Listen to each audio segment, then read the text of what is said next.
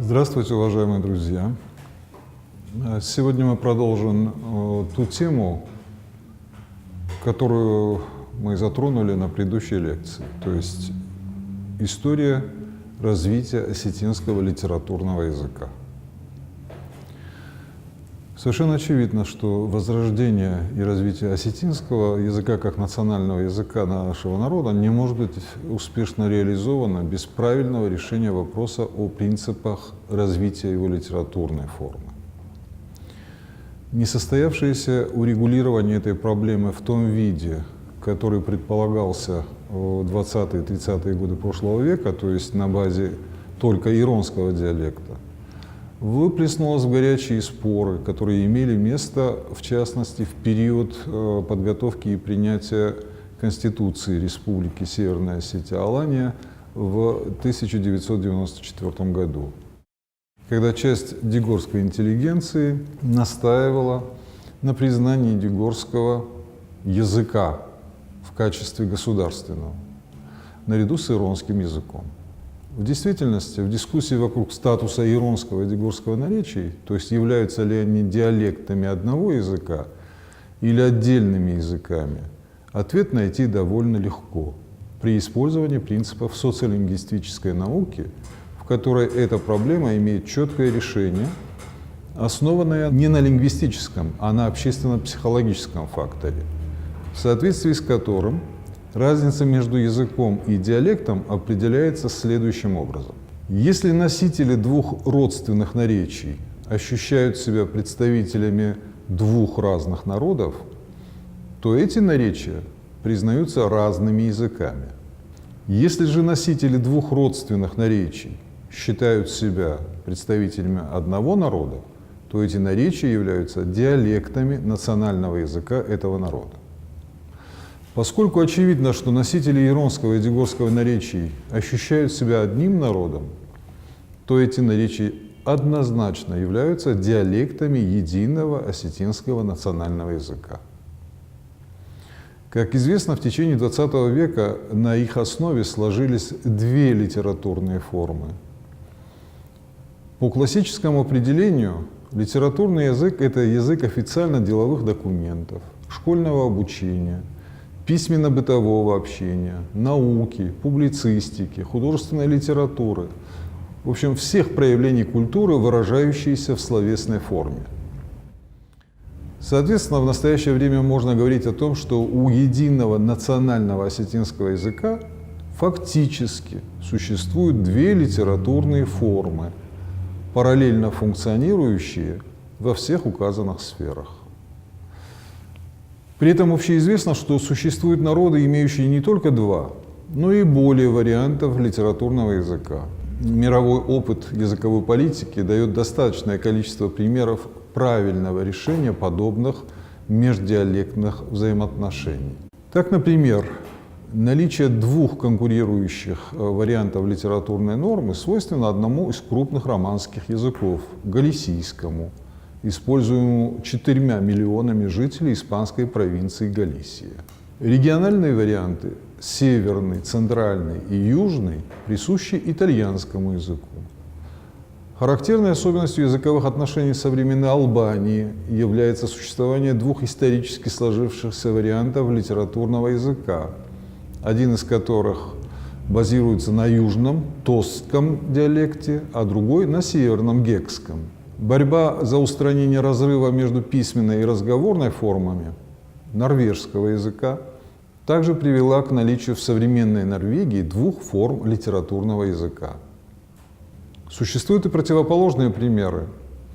В частности, при возрождении каталанской литературы в середине XX века выработка норм литературного языка натолкнулась на значительные трудности в связи с утерей чувства языкового и национального единства и отсутствием престижа форм речи, на которые могли бы ориентироваться все части региона.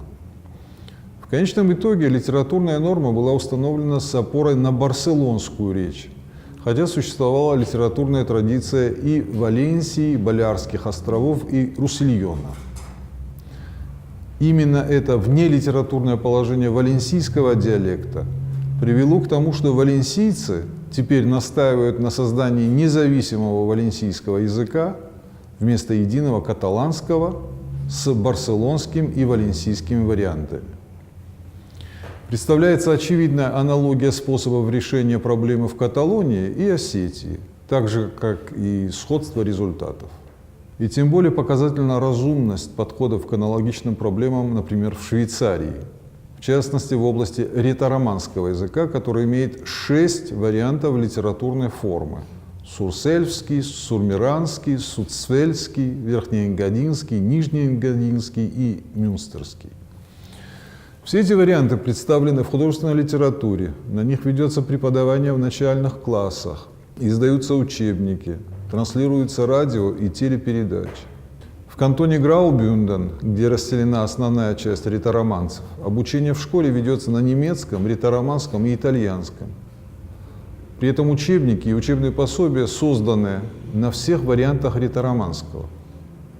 В 16 из 30 округов кантона законодательные акты издаются на ретро-романском, а в некоторых судопроизводство ведется только на этом языке. 2 литературных варианта ретро-романского, верхнеэнгадинский и сурсельский, поочередно через год выполняют функции официального языка кантона. В данной ситуации литературные варианты, с одной стороны, не отрываются от диалектного уровня, а с другой сглаживают на высшем уровне различия между диалектными группами, что обеспечивает единство ретро-романского языка. На наш взгляд, именно такой принцип решения междиалектных взаимоотношений и развития их литературных форм перспективен для осетинского языка. Прецедентов такого подхода достаточно не только в мировой практике, но и в языковом строительстве народа в России. 2 литературных языка у мордвы – Эрзя-мордовский и Мокша-мордовский, у коми – коми-зырянский и коми-пермяцкий, у марийцев – лугово-восточный марийский и горно-марийский. Кстати, марийцам тоже не удалось избежать внутринационального диспута о подходах к вопросу о статусе горно-марийского литературного языка, на котором говорит около четверти населения. До сих пор продолжается дискуссия, доходящая порой до враждебных выпадов со стороны некоторых ученых, не желающих признавать статус горно-марийского литературного языка как государственного. Более единодушно было принято решение о перспективах 2 вариантов литературного карельского языка. Очевидно, что и в Осетии следует учитывать реальности и развивать на основе 2 диалектных литературных традиций 2 варианта осетинского литературного языка: восточно-осетинский на основе иронского диалекта и западно-осетинский на основе дигорского диалекта. При этом важно понимать, что в качестве государственного языка республики тоже используются не диалекты, а именно литературные формы. Следовательно, необходимо, чтобы эта реальность и была отражена в Конституции республики. Действующая редакция основного закона республики Северная Осетия-Алания содержит следующие положения, касающиеся осетинского языка. Статья 15, пункт 1. Государственными языками Республики Северная Осетия-Алания являются осетинский и русский. Пункт 2. Осетинский язык в скобках, иронский и дигорский диалекты, скобки закрываются, является основой национального самосознания осетинского народа.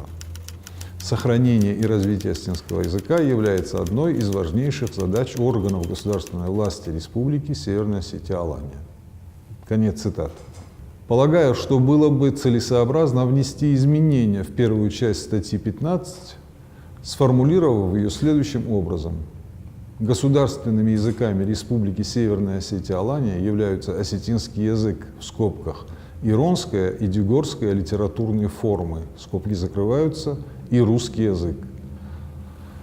Проблема осетинского языка не в том, чтобы разрушить один из его диалектов, а в том, чтобы функционировали все формы осетинской речи, которые и можно было бы обрабатывать, нормировать, унифицировать. При этом наличие 2 литературных форм не должно восприниматься как некая угроза для национального единства осетинского народа. Опасения раскола должны возникать не в связи с перспективой существования 2 форм литературного языка, а при настойчивой реализации единого варианта, не соответствующего реалиям осетинского общества.